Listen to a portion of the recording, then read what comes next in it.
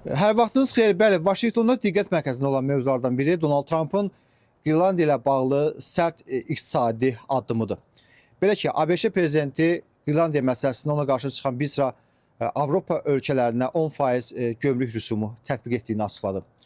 1 fevral tarixindən etibarən Danimarka, Norveç, İsveç, Fransa, Almaniya, Birləşmiş Krallıq, Hollandiya və Finlandiyadan ABŞ-yə göndərilən bütün mallara 10% rüsum tətbiq olunacaqdır. 1 iyun 2026-cı il tarixində isə bu rüsumlar 25%-ə qədər artacaqdır.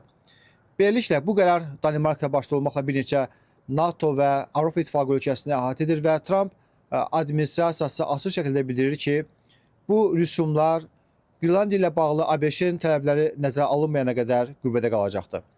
Trump hesab edir ki, İrlandiya ABŞ üçün milli təhlükəsizlik baxımından strateji əhəmiyyət daşıyır. Onun arqumentinə görə Arktikada artan Rusiya və Çin fəallığı fonunda Vaşinqton bu bölgədə mövqeyini gücləndirməlidir.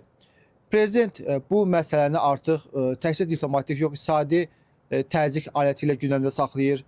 Avropa paytaxtlarından gələn ilk reaksiyalar isə təbii ki, mənfi oldu. Avropada rəsmi dairələr bildirirlər ki, İrlandiya Danimarkanın suveren ərazisidir və bu məsələdə iqtisadi ırşaqlarla təzyiq göstərilməsi transatlantik münasibətlərə zərər vura bilər.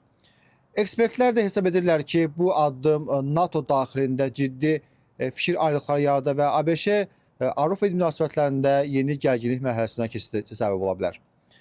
Vaşinqtondakı bəzi siyasi dairələr də Trumpın bu qərarını onun sərt xarici siyasət xəttinin davamı kimi qiymətləndirirlər. Hesab edilir ki, ABŞ prezidenti müttəfiqlərinə mesaj verməyə çalışır və beləliklə İrlandiya məsələsi artıq sadəcə regional mövzu deyil. ABŞ ilə Avropa arasında strateji və iqtisadi qarşıdurmanın yeni test nöqtəsinə çevrilibdir.